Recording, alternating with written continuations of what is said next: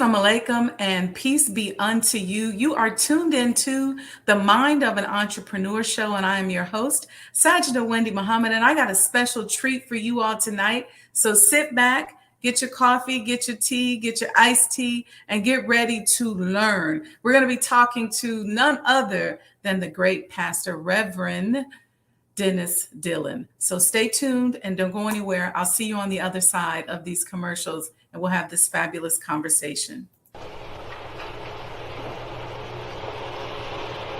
O Allah, guide me among those whom Thou hast guided aright, and preserve me among those whom Thou hast preserved, and befriend me among those whom Thou hast befriended.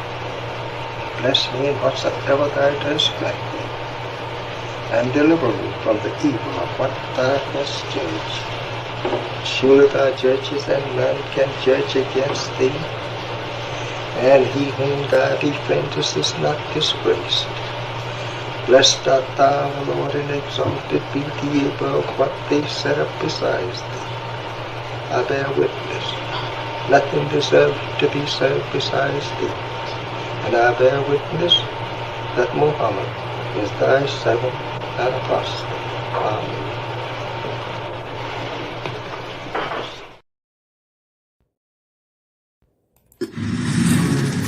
You're tuned in to the Mind of an Entrepreneur show with your host, myself, Sajdah Wendy Muhammad. I am a multi-million-dollar business developer. I have developed business and real estate around the world, and I want to share with you my mental strategies, my technical strategies, and how I made it in the world of business. So I don't teach theory. I tell you about my life and introduce you to people who can also share with you what they've done to become successful. This is a practical show. This ain't a theory show. You don't want to miss it. So stay tuned.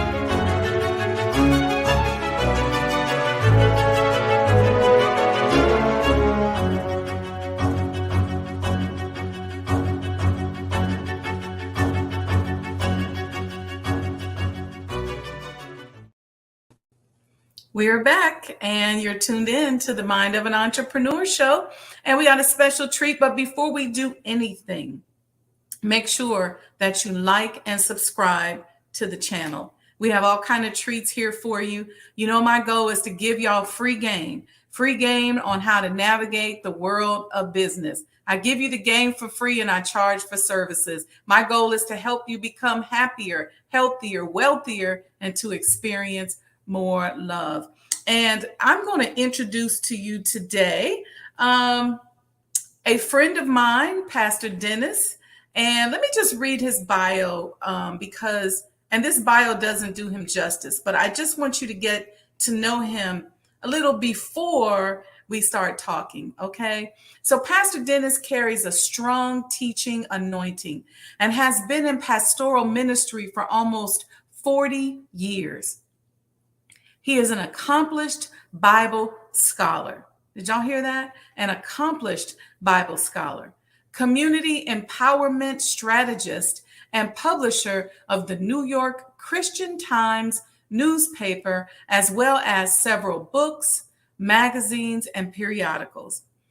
He has provided leadership in several key corporate community economic benefit negotiations and has worked with many small businesses, community organizations, and major corporations, including Macy's, McDonald's, Chase, Citibank, AAA, and the Daily News, to bring resources and impact to local communities. He serves on several boards, including the Greater Harlem Chamber of Commerce, and is the global convener for the Door of Our Return. In recognition of his work, he has been honored with well over 200 national and local awards, including recently recognized as one of the top 10 New York leaders alongside Reverend Al Sharpton, and New York Governor Cuomo. Pastor Dennis is married to Dr. Zianzile Dillon, and they are blessed with 5 children and 5 grandchildren. Just hearing that, now y'all see why I wanted to have this brother on the show, because like me, he ain't scared to combine spirituality with business. And I'm going to bring my brother in here today. Assalamu alaikum, peace and blessings. Assalamu alaikum, my beloved sister. Blessings on you, and grace, mercy, and peace be unto you. What a pleasure it is to be with you. I'm excited about your work. I'm excited about you because, you know, Reverend Dillon, as somebody who came out of the corporate world, I used to kind of hide my spirituality a little bit. Mm-hmm. I knew who I was on the inside, and I was careful about how I moved. Like maybe they didn't know why we would go on business trips. I'd go to my room at 10 because I didn't want to be part of some of the wild stuff. But as I began to mature, I just said the spiritual me and the business me got to come together because we need some divine intervention to get us up out of this. Yeah, absolutely. No doubt. And I believe that the people of God have a responsibility, no doubt. To be in the marketplace. We have a tendency to lock ourselves in our mosques, in our churches, in our temples, in our synagogues, and spend little time along the halls and the corridors of corporate America, government America, which is really where God, Allah, desire for us to be, so that the real transformation can take place. And so I'm excited about what you're doing there. This is natural, which is an area that we have failed miserably. If you go back to the books, whether we're looking at the Quran, the Talmud, or the Bible, it is so clear that God desires for his people to have dominion. Literally, that means that God wants us to be in control, and we relinquish to a great degree this control to almost everybody else. You know, isn't it interesting? And I don't know at what point in our history this happened, but when you go back and you study the early phases, of Christianity, of Islam, where those faiths were people were converted as a result of being in the marketplace. There was trade and commerce that people came to know and become converted to these new religions. And then at some point, all of the religion and spirituality was taken out of business. Do you recall when that happened or why that happened? I think it has happened over a period of time, and the reality is if we speak frankly, the impact that we've seen in terms of this dichotomy between religion and business, is really largely, mostly only in Black communities. It doesn't really happen in much of the rest of the world. In fact, if we look, we're going to find that the strength of almost everybody else's economy is their faith. I happen to do quite some traveling, and the reality is I've been to many Muslim-owned malls in Africa. You know, in South Africa, the Mall of America is literally the largest mall on the continent, is really built and controlled heavily by Muslim, and there is a mosque in that mall. Unfortunately, most of the shoppers are Black, and most of us don't necessarily visit those mosques, but they're literally there. If we go back and look in the Caucasian world, the reality is the reason why there's a Trinity Wall Street at the top of Wall Street, it is because it was the Trinity Church that built Wall Street. When we go back and we look in the hamlets and the communities all across America, I have to remind folks time and time again that steeples, for which we have difficulties understanding why churches and temples and mosques in this modern society are built with steeples. They were traditionally built with steeples because the highest building in town back in those days was the church, the temple, or the mosque. And all around that temple or that church is the business district.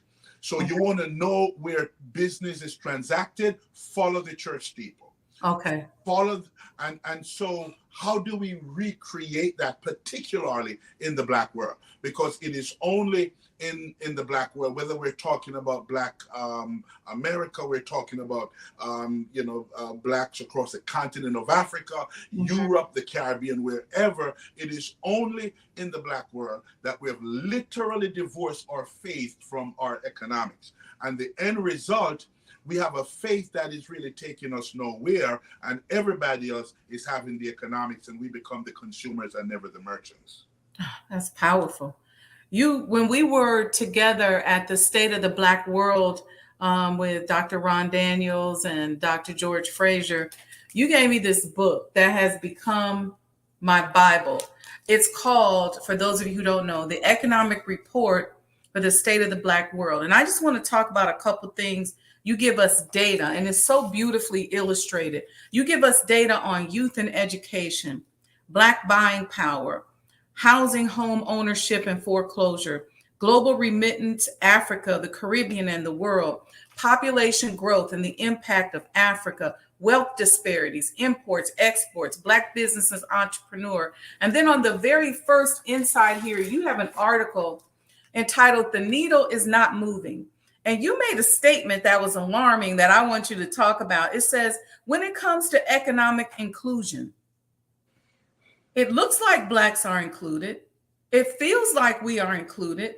We oftentimes act like we are included and speak like we are included. But when you look at the numbers, it is so glaring that we are not included. And, that is huge. I must say, we've been doing the Economic State of the Black World Report, the Economic State of Black America Report, and we haven't gone to every major, Black communities in America yet, but we do the Economic State of Black New York Report. Those are the three reports that we do. The reality is I'm disturbed, I'm troubled, because the reality is we've seen such great progress from the Asian community.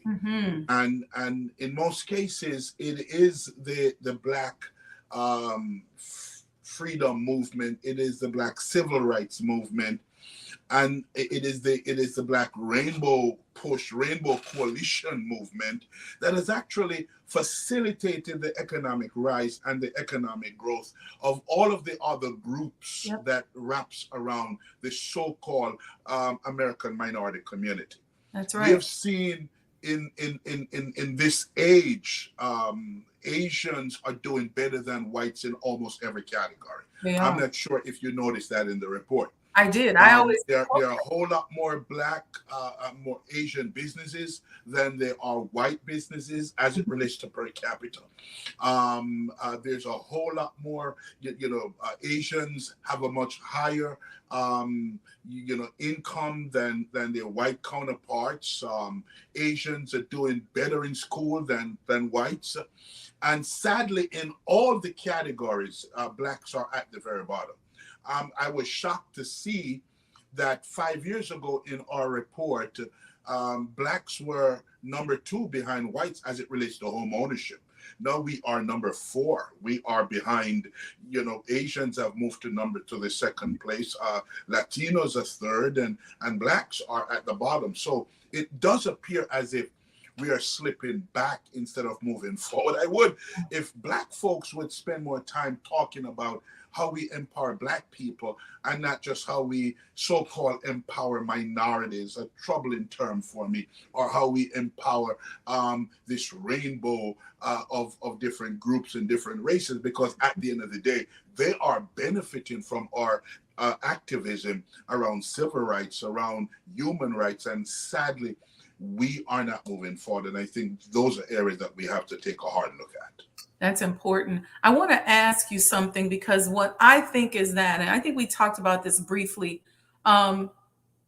it's the crisis economy that the Asians actually benefited from that I think catapulted them to number 1. So not only did they do it on our backs, they came into our communities, treated us like crap because we were the only ones that would allow them in our community, because they were, I guess you could call it redlined or stopped from being able to open businesses in other communities.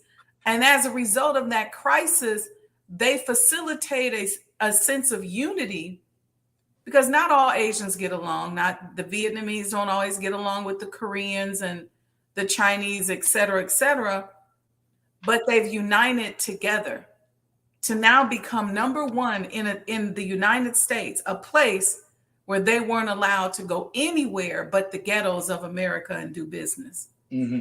And I think if we streamline our focus, if we spend less time talking about black folks not being together and all of that, because the fact that I've spent a little bit of time in the Asian community, I've made, I think, 3 or 4 trips to Seoul, Korea alone, and study their economy and what they do. These are people, if you look at the Chinese, the Japanese, the Koreans, or particularly in this case, South Koreans, and you look at the Indians, the Pakistani, none of these groups are really synchronized or working together. So I'm not sure if the issue is working together as the issue is working. And I think at the end of the day is, what is it that we are doing and how do we redirect our focus? My whole point about we looking like we are included is when the pictures are painted, we always have a tendency as a people, and I think it's the heart of black people across the globe. We love everybody. We want to bring in everybody. We want to embrace it. We want to make everybody feel good. We look at those who are disadvantaged like ourselves, and we want to help them out sometimes more than we want to help ourselves out. So at the end of the day, and I think that's why Jesus so clearly talk about the fact that we need to do first in Jerusalem, then in Judea, then in Samaria, and then to the uttermost part of the earth. If we ever break that down, we will understand that charity begins at home. And the first line for us has to be ourselves. And I think we have done this broad inclusion of everyone that the end result is we've made little progress. That today, according to the Economic State of the Black World Report, and it's important that we understand this, the per capita GDP by race in America puts Asian at number 1 with $65,000. There, in other words, as it relates to per capita GDP, Asians are number 1. Per capita GDP, whites are number 2. The United States overall is number 3. blacks are all the way down at number 4, and then, Latinos at number 5, largely because a significant percentage of the Latinos are registered as blacks. So we got to get on a path. When we look at business ownership, and I'm talking about businesses with employees now, the fact that Asian represent less than 6% or so of the population, and 28% of Asians own businesses, compared with less than, and I say less than, a half, I did say a half, of 1% of blacks. So not even 0.5% of black people in America own businesses, and close to 30% of Asians in America own businesses. Why are we so busy trying to bring in Asians when we talk about economic opportunities, when we talk about directing resources to small businesses? But the reality is that's what almost every black politician in America does. You brought up a good point when you talked about the unity piece, because I get that. It's not so much that they are consciously unified. They're just not against each other. That friction, you don't see. There's a sense of cooperative. I've been to Seoul a couple times too. And when you go there, you kind of see this sense of cooperation and cooperative economics. And they too are open with teaching. They don't have a problem bringing you through the factories, and I'm sure you saw that, like Samsung and Hyundai and all of the things, they'll bring you there and show you. But is it also a sense that in our community, yes, we are open and we feel sorry for everybody, but are we just not conscious? Are we just out of it to the point where we don't realize? We just look up and up the street, so-and-so got a business and so-and-so got a business, but we still over here struggling, trying to get off drugs, trying to stop drinking, trying to pay our rent. Is it just that we just aren't woke, to use that term? Yeah, my beloved sister, Dr. Wendy, I think the reality is this. I saw years ago, as we were fighting and struggling to deal with the immigration issue, in my community in Bedford-Stuyvesant, Brooklyn, New York. And I've watched time and time again how the federal elected leaders, these are the congressional representatives, obviously, how anti-immigration they were. And at the end of the day, their anti-immigration posture journeys back to a desire to not bring in, obviously, Africans and Caribbeans, which obviously would represent the most significant population that would come in. Our big dilemma right now for Black people in America is that we're not growing at the pace that Asians are growing, or the pace that, if I could break it down, Indians are growing, or Filipinos are growing, or the Koreans are growing. We're not growing at the pace that the Latinos are growing, be that the Dominicans or the Colombians or the Mexicans, largely because through the power of immigration, they've been able to move to a place of power and control. And we're stuck because we've locked ourselves into this. So I'm not sure if I'm going to attribute that to the fact that we're not together, or more so that we live in a billow of ignorance. Because at the end of the day, just imagine if we open ourselves up and bring more Africans in who can own businesses, who can set up franchise operations. If we bring more Caribbean leaders and Caribbean businesses in, Black America would be in a much better place. And so because we've not been open to that, because of a mindset that some of them are taking jobs, the flip side is that what the Indians have done, created jobs. That's why they own Wayfair, the Indians. That's why they own many of these corporations. That's why they own and operate WeWorks. That's why they lead Google and all of these enterprises, because at the end of the day, if you check all their resumes, all of these are folks who have come that represent the Asian community. So I think the miseducation, the faulty perception has played some horrible games with us as Black people in America. And the only path to change and empowerment is if we begin to change this mindset. But I do believe strongly that if 10, 15 years ago, these leaders were saying, well, everybody is coming, let's bring Africa. You know, I spend a lot of time in Africa, and I'm telling you, there's a lot of wealthy people in Africa, a lot of great business leaders in Africa, but they're not doing business and competing in America because for some reason, Black folks, we will easily go and fight against apartheid, but not so easily challenge and encourage more Blacks from Africa and the Caribbean to come and to be a part of the economic mainstream. And in reality, where the communities are really growing and having positive impact, if you go to Brooklyn, the strength of the Black business community in Brooklyn is Caribbean. The growing strength of the Black business community in Harlem is the Africans. Yeah. And if we were doing this 15, 20 years ago, just imagine where we would be. Very, very, very powerful point. So what you're saying is that the influx of the immigrants of these other communities is outpacing our natural growth. And Absolutely. just because and from an economic perspective, not necessarily from a population perspective. Got it. Okay. No, I got it. I get it. And you're right, there are some wonderful business leaders throughout the African diaspora and on the continent that if we were doing business with them, we probably would see a faster change, and we would grow, I think, by leaps and bounds overnight. That's a very, very good point.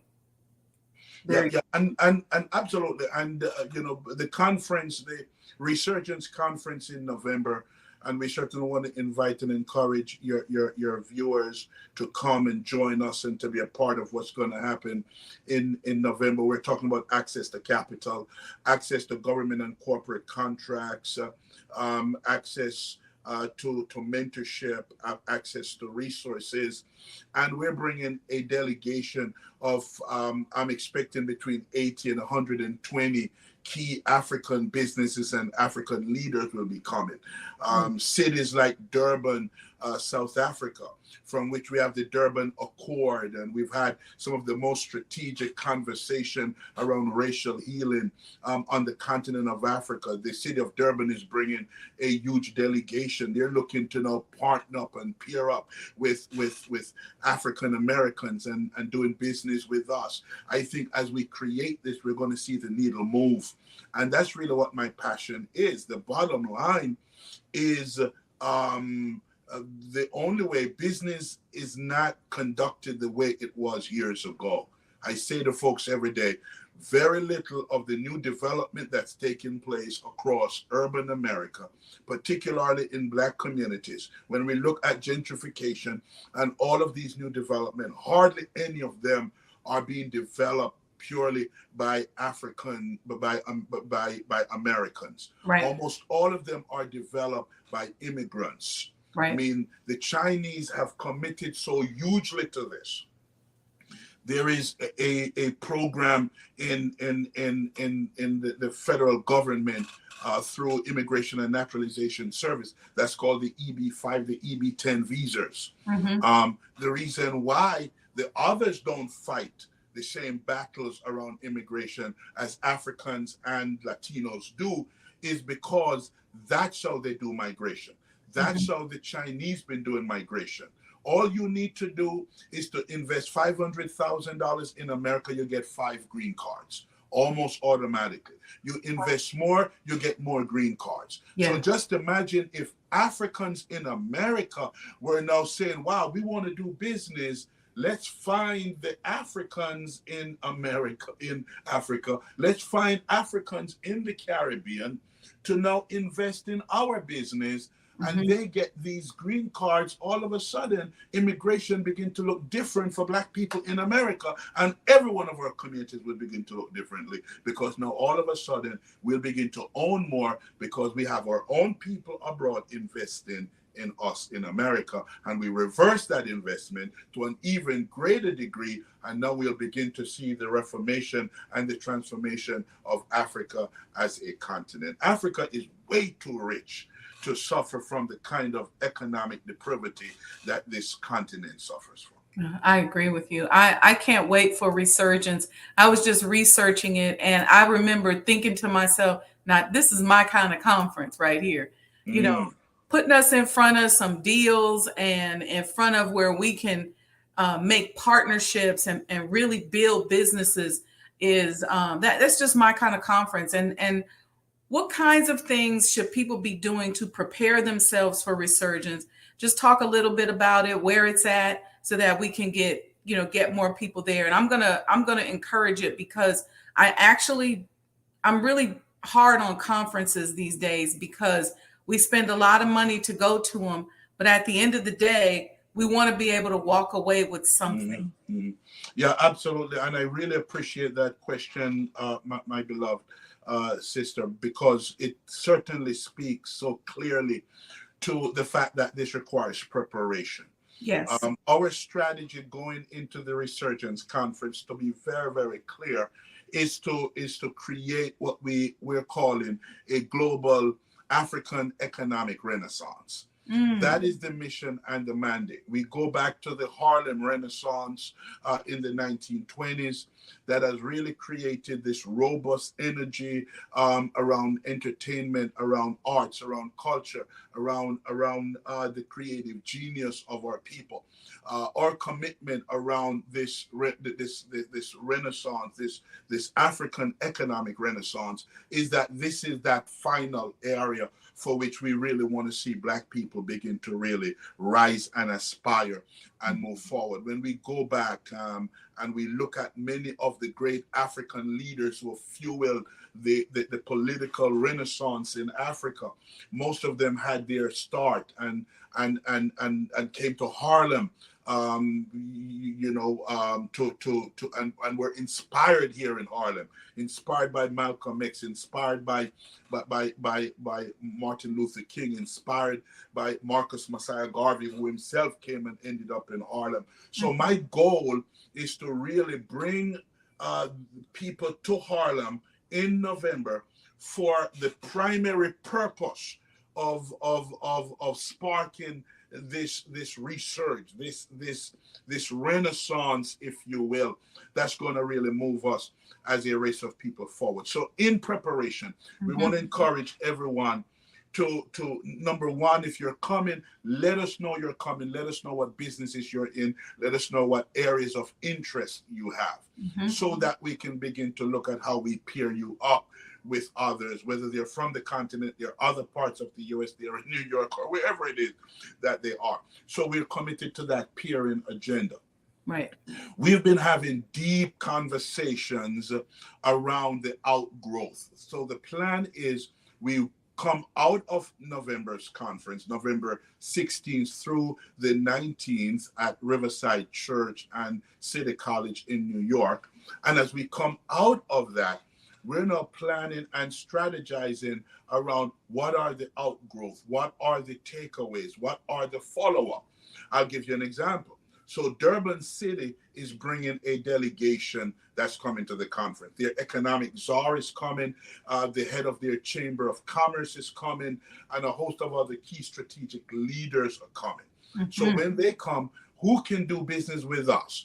Which amongst us in America can do business, and how do we move that forward? A part of my commitment, we have a company that's coming from another place called Pretoria in South Africa. And this is a company that manufactures engine oil, every kind of engine oil, coolant, motor oil, you name it, they manufacture it. How do we, on the American side, begin to become more committed to marketing products that are coming out of Africa? That's a big part of what we're deeply committed to. I remember years ago, I tested this theory out. I journeyed in, and it goes back to, again, we were talking about groups being united or not being united. Right. And I didn't realize, somebody told me, and so I started doing the research, that Koreans do not sell Chinese products. I didn't know that. I thought everything's made in China. I put that in quotes, by the way. It's not literally, but you start back looking at stuff, you find that almost everything you're picking up is made in China. And so I went to this Korean variety store and I start picking up items and looking where it's made. And I pick up made in Korea, made in Korea, made in Korea, made in Korea. Almost everything you pick up in a Korean store is made in Korea, because most Koreans do not sell Chinese products. Mm-hmm. Can you just imagine if we begin to create, and we're very, very, very, when it comes to the retail space for Black people in America, we are almost invisible. Right. We don't own a lot of retail operations. And most times we don't own retail because we don't have access to products in that regard. We have to fight to get some GM dealerships. Distribution access. That's right. Absolutely. The access to dealership is not there. The level of access to franchises are not there. We have to fight with these companies just to be able to sell their products. I remember spending 2 years negotiating, mind you, with and on behalf of Polo Ralph Lauren. And I could not even get Polo Ralph Lauren to the one thing in my negotiation with them for over a year. I'm negotiating with them. I worked through Polo Ralph Lauren around one of their biggest workforce dispute settlements.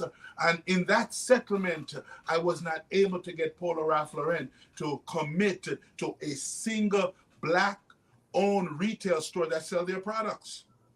Wow.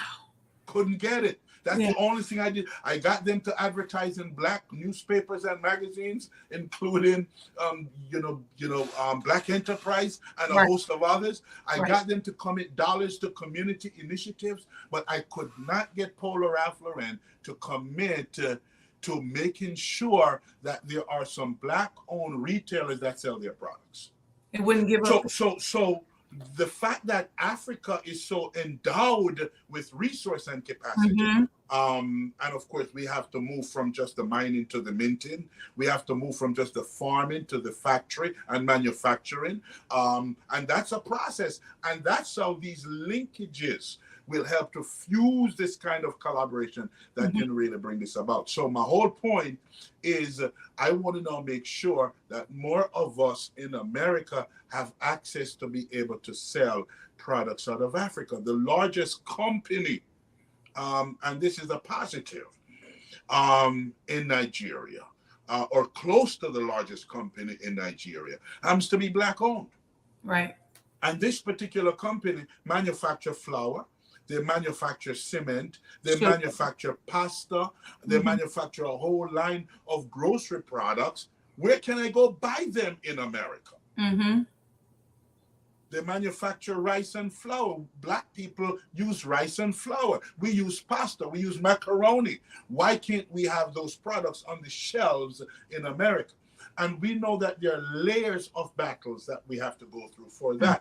But the most important thing is, can we now begin to find Black people in America who are in business and are committed enough to begin to say, I want to distribute Dangote flour in America. I want to begin to distribute and become the global representative to get Dangote cement in Trinidad and Tobago or some other place where Black people are the majority consumers and in most cases the majority population. Yeah, when I was in Nigeria, I was blown away with the number of products. I was on this Nigerian Shark Tank panel. And the amount of products that came, I mean, we had a long line of people who just wanted to come and pitch and showcase their products. And when I tell you I was blown away, there was a lot. But you're right. The layers that we're going to have to negotiate so that even if we have certain key strategic stores that carry these projects, I have a friend that makes styrofoam, like a styrofoam alternative. It looks like styrofoam, but it's biodegradable. And those things we use for food with the top that falls over. Yes. And I was telling them, I said, we need this in the States. but they need Absolutely. help trying to figure out how to bring it over here. And it's not difficult. I think the hard part, the missing link in all of this, Dr. Wendy, is the fact that there needs to be more Black people in business in America that's on the distribution side. So let me share the real weakness, because sometimes we miss this. Yeah. The greatest weakness why this is not as viable for Black people in America and obviously on the continent as it is for the Asians, as it is for the Europeans, is simply the fact that it is only African Americans, a term that I don't use very often, but it applies in this sense. It is only African Americans who are totally lost in America because we have no knowledge or sense as to where we came from. And no amount of ancestry.com or any other kind of genealogical science is going to fix this problem, because it has been so historic and it has been so long. So at the end of the day, when the Chinese come, they know who to do business with back home. Because they have relatives and they have friends back home. The Italians know who to link back with back home. The Indians know who to link back with back home. But the African Americans in America have no clue who to link back home, because we've been so removed that we have no clue if we're Nigerian American, Ghanaian American, if we are Zimbabwean American, or whatever it is, because those key relational connection has been lost as a result of 430 years almost of the kind of enslavement that Black people have suffered from in America. So we have to start from a new place and saying we are now all related, and we're going to come together and we're going to work together as one, create more synergy, do more traveling. Black people got to stop going to Africa. I mean, to go to the safari. We got to stop going with humanitarian agendas. I'm not suggesting that we shouldn't do that, but that should never be our focus. We're going to have to begin to go and strengthen tourism on the continent. We have to begin to go and see who do we do business with. In fact, the reality is, if you look at the Black church in America and you look at the evolution of the Black church in America, the reality is that there's no strong presence that the African Methodist Episcopalian Church has in Africa, have no strong presence. The Church of God in Christ have no strong presence in Africa. National Baptist Convention have no strong presence in Africa. We could keep going, but guess what? The Assemblies of God does. The white denominations do. So we've not even been able, and obviously these are some deep historic issues. We can't totally blame these things on ourselves. Right. You know, we didn't create the problem, but we have to now recognize that in this resurgence movement, we're the ones that have the power to fix a problem that others have created. And that has to be the way forward. Yes, I'm looking forward to reSURGEnce. What's the website where people can go? I'm going to, when we air this, we'll put it in the chat. What's the website so people can go and start registering? reSURGEnceconference.com. Okay. reSURGEnceconference.com. It is simply that. Just go to reSURGEnceconference.com. We want to invite and encourage everybody to register. We will be in communication with you over time, because we want to know how you want to link. If you are in connection with the company in Nigeria that sell those containers, we want to link them, because we want to make sure that all of us are coming to the table and we're finding synergy. The real estate development piece for us is going to be huge. We're looking to peer that. We want to see more Africans developing. I was along the Durban waterfront only about 2 months ago. Tremendous. It's just beautiful. It's just amazing. And there's no African American presence. African Americans, we go all across the world buying timeshares. Why can't some African American developers go to Durban, right along the seashore, the beautiful waterfront that, by the way, everybody's developing. The Chinese are coming, they're developing. The Indians are heavy in Durban, they're developing. And guess what? When they end up developing, guess what? They perpetuate the wealth and it never translates to us. That's right. The fact that, I got to just share this quick fact, and it's in the report. The fact that blacks in South Africa has a per capita GDP, I need nobody to miss these numbers, per capita GDP of $3,600 US, aggregated over a period of a year.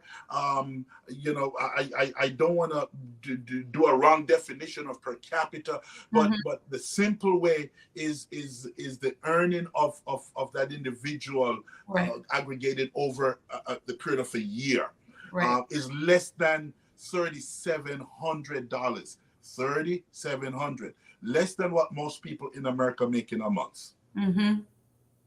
Or half of Americans make in a month. Right. Guess what? For whites, it is the highest in the world. What? $121,000 is the per capita GDP for whites in South Africa. South Africa. 36 times that of blacks in South Africa. White unemployment is 6%. Black unemployment is 40%. These are deep issues. And I don't want us to lament the problem. I simply want us to understand how key and critical it is for us to orchestrate solutions. Yeah, it is. And I think we're the ones to lead that charge. But, when I spent time in Africa, and this is my last question, I'm gonna let you go. I know I've been holding you, but I want to hear your thoughts on this. The Chinese are everywhere in Africa. They build airports, all of these bridges and infrastructures. They behind the walls, coming out at night, working in Liberia, Nigeria, Benin, all throughout South Africa. It's like everywhere I've gone, not just in West Sub-Saharan, but even East, the Chinese are there. And it's a feeling of dominance.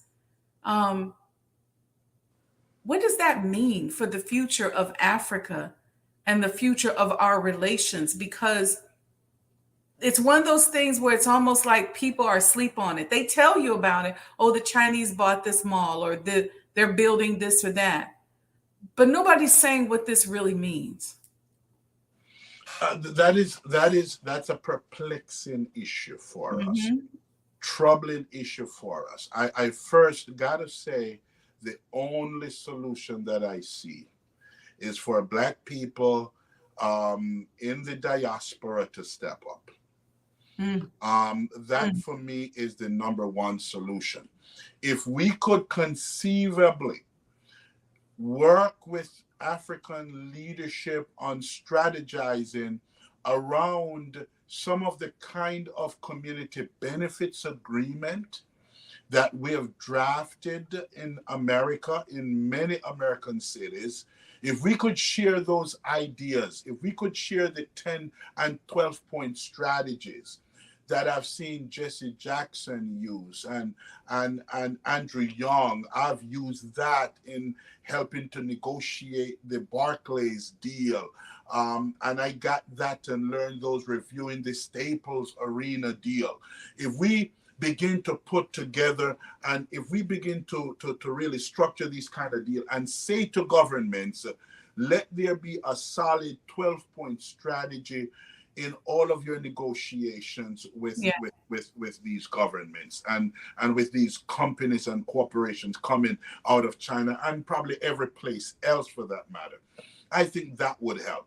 But I think the greater help is for more Black businesses across the globe to become more shovel ready, to strengthen their capability and their capacity to do big business so that they can negotiate. I have a sense, because I spend some time with a lot of African government leaders, I have a sense that they're open to do more business with the African diaspora, but the African diaspora has to become stronger.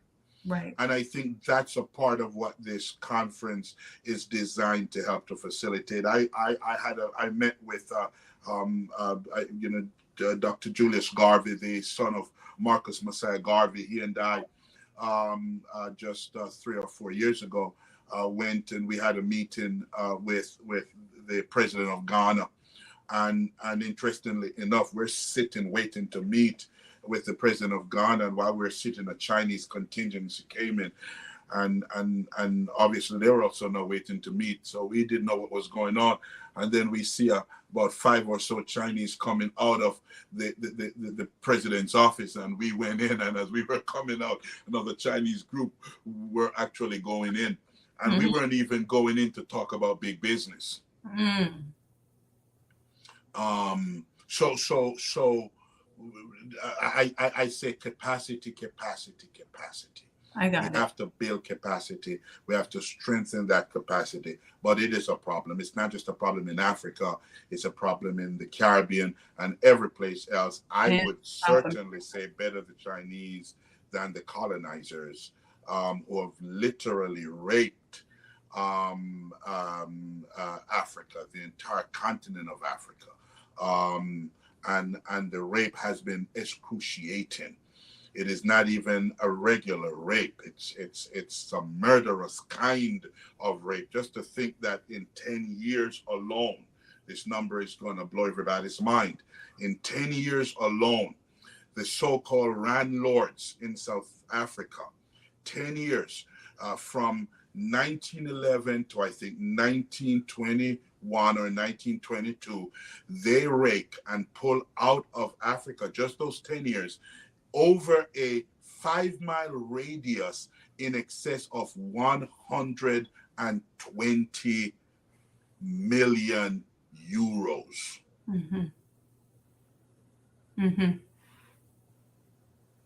Yeah. We got work to do, Reverend Dennis. And I'm going to, inshallah, I'll be there with you in November. And we'll meet and talk and try to put some deals together and do our part to build this legacy of economic empowerment for our people here in the diaspora and on the continent. Dr. Sajdah, Wendy, Muhammad, God bless you. It is such an honor to be with you. I pray God's blessing, God's peace upon you and over you. Thank you. And assalamu alaikum. Wa alaikum salam. Thank you so much, sir. All right. Y'all see why we bring these powerhouses. We continue to bring emerging new market leaders, industry disruptors. And that's what Reverend Dennis is. He's an industry disruptor because the type of strategic planning and strategic thinking that he is doing, you just don't find it every day among us religious folks, church folk, black folk. A lot of us are just trying to get the bag. A lot of us are just trying to figure out how we can put a bigger and bigger deal together. Nothing wrong with that in context, but we're nation building. We're talking about moving forward. So with that, family, sign up for the conference, reSURGEnce.com, reSURGEnceconference.com. I'll put it in the chat for us to start registering and get ourselves to that conference. Harlem is just down the street.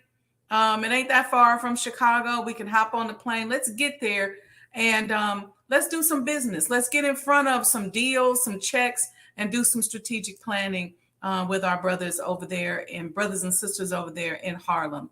All right, family, make sure you like and subscribe to the channel. If you like this information, if you like what we're offering to you, then make sure you like and subscribe. And don't forget to support the completion of the Honorable Elijah Muhammad House. You can do that in 2 or 3 ways, okay? One way, you can just straight up donate cash. You can do that through our Cash App, and that's scrolling across the bottom. That's $Mo Today, MOETODAY. Number 2, You can go to sajdahhousedonations.com. Okay. But here's the other two ways that I think are much more impactful. Become a sponsor.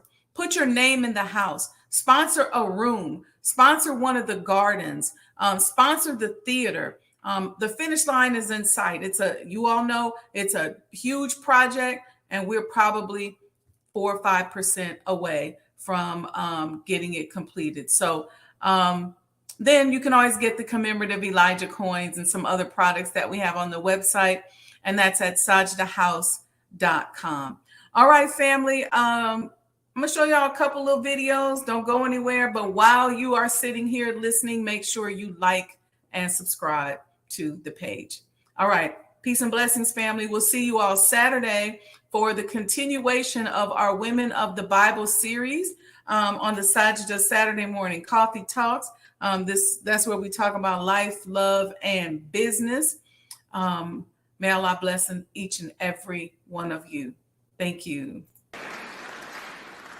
And I'm saying this to all of us. Our people are ready to spend their money with their own. There's no time better than this for 6 or 8 of you to pool your money and look in the community and open up a store to fulfill the needs of our people, and we will support you. It's your time now. That's being a man. Supporting your own people that are in business.